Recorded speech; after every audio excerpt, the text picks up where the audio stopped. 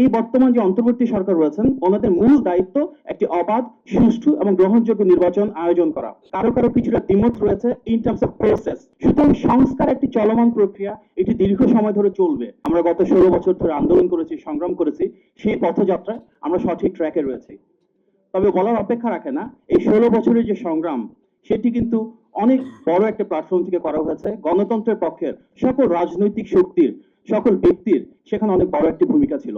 সুতরাং বর্তমানে যে অন্তর্বর্তী সরকার রয়েছে, আমাদের ওনাদের কাছ থেকে প্রত্যাশা রাষ্ট্র পরিচালনার ক্ষেত্রেও এখানে অনেক রাজনৈতিক নেতৃত্ব রয়েছে গণতন্ত্রের পক্ষের বিভিন্ন রাজনৈতিক দল থেকে। আমাদের সবার মূল্যায়ন করা উচিত। যে বাংলাদেশ আমরা প্রতিষ্ঠা করতে চাই সেটি তো বৈষম্যহীন হতে হবে, সেটা অন্তর্ভুক্তিমূলক হতে হবে, সেখানে সকল স্টেক হোল্ডারের ভূমিকা থাকতে হবে। এবং আমাদের প্রত্যাশা রাষ্ট্র সংস্কারের, রাষ্ট্র মেরামতের যে প্রক্রিয়া, সেখানে সকল স্টেক হোল্ডারদের অংশীদারিত্বটা নিশ্চিত করা হবে। এটা আন্ডারস্ট্যান্ডেবল যে বর্তমানে যে অন্তর্বর্তী সরকার রয়েছে ওনাদের ক্যাপাসিটি বা এক্সপিরিয়েন্সের দিক থেকে কিছুটা লিমিটেশন রয়েছে। সেই বাস্তবতাকে মেনে নিয়েই আমাদের প্রত্যাশা যেসব পলিটিক্যাল স্টেক হোল্ডার্স রয়েছে, রাষ্ট্র পরিচালনার দায়িত্ব যেসব রাজনৈতিক দলের ছিল বা আছে, ওনাদেরকে ডিসিশন মেকিং প্রসেসে আরো বেশি এঙ্গেজ করলে, একটা ডায়ালগ করলে হয়তো জিনিসটা সুন্দরভাবে করা সম্ভব হবে। সংস্কারের ক্ষেত্রে ইতিমধ্যে বিএনপি এবং আমাদের যুগপৎ আন্দোলনের শরিক সকল রাজনৈতিক দল মিলে 31 দফা প্রস্তাবনা দিয়েছে। আজকে আমরা এখানে যে চমৎকার ডকুমেন্টেশন দেখলাম, প্রেজেন্টেশন দেখলাম, ইন স্পিরিট আমাদের 31 দফাকে সেটা কমপ্লিমেন্ট করছে, সেটার সাথে সম্পূর্ণ অ্যালাইনমেন্টের ভিতরে আছে এবং অত্যন্ত অত্যন্ত সুন্দরভাবে এখানে 9টা পয়েন্টে এটা আউটলাইন করা হয়েছে। সেখানে ডিসএগ্রিমেন্টের কোনো কিছু নেই। আমরা এই স্পিরিটটাকে টোটালি ধারণ করি, যে পলিসি ফ্রেমওয়ার্ক বা প্রপোজাল গুলো রয়েছে তার সাথে সম্পূর্ণভাবে একমত। তবে এখানে আমরা যারা রয়েছে আমাদের মাঝে হয়তো কারো কারো কিছুটা দ্বিমত রয়েছে ইন টার্মস অফ প্রসেস, কি রোডম্যাপের মাধ্যমে বা কুইক প্রসেসের মাধ্যমে এই সংস্কার কাজগুলো প্র্যাকটিক্যালি ইমপ্লিমেন্ট করার সুযোগ হবে। বাস্তবতা হচ্ছে অসংখ্য সংস্কার প্রস্তাবনা বা বেশ কিছু সংস্কার কমিশন থাকলেও এই বর্তমান যে অন্তর্বর্তী সরকার রয়েছেন ওনাদের মূল দায়িত্ব একটি অবাধ, সুষ্ঠু এবং গ্রহণযোগ্য নির্বাচন আয়োজন করা। সেই নির্বাচনের সাথে সম্পৃক্ত সংস্কার কিন্তু খুব বেশি না।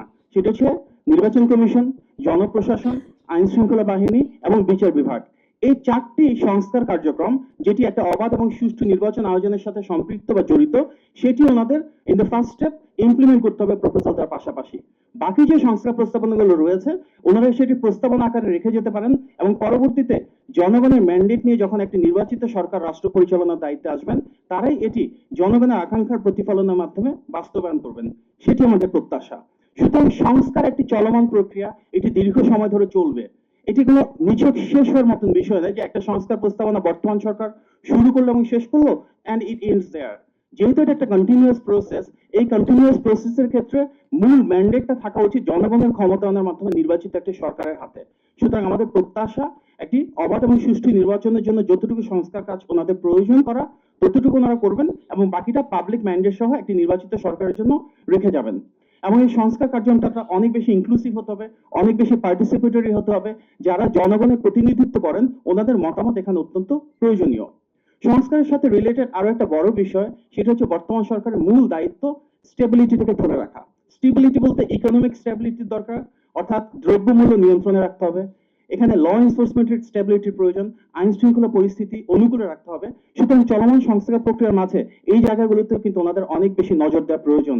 যেহেতু ওনারা রাষ্ট্র পরিচালনার দায়িত্বে রয়েছেন, আমাদের একটি বড় প্রত্যাশা যে বিচার, যেটি আজকে গণদাবি, গত 16 বছরের গুম খুন সহ যে মানবাধিকার লঙ্ঘন হয়েছে, যে নজিরবিহীন দুর্নীতি হয়েছে, সেই বিচার কার্যক্রমে আমরা স্থবিরতা দেখছি, সেটা আরো দ্রুত হওয়া প্রয়োজন। এখনো প্রশাসনের বিভিন্ন রন্ধ্রে রন্ধ্রে ফ্যাসিবাদের দোসররা ছেড়েই রয়েছে। সেক্ষেত্রে তাদের বিরুদ্ধে দৃষ্টান্তমূলক শাস্তি এবং যে ওভারঅলটা হওয়া প্রয়োজন সংস্কার একটি বড় অংশীদারিত্বের ব্যাপার হচ্ছে পার্সোনাল পরিবর্তন করা। যেখানে ফ্যাসিবাদের দোষর রয়েছেন ওনাদের উপর রাষ্ট্রযন্ত্র থেকে ধীরে ধীরে পরিবর্তন করাটা প্রয়োজন এবং আমরা প্রত্যাশা করি সেটিও সামনে আরো বেশি গতিপ্রাপ্ত হবে।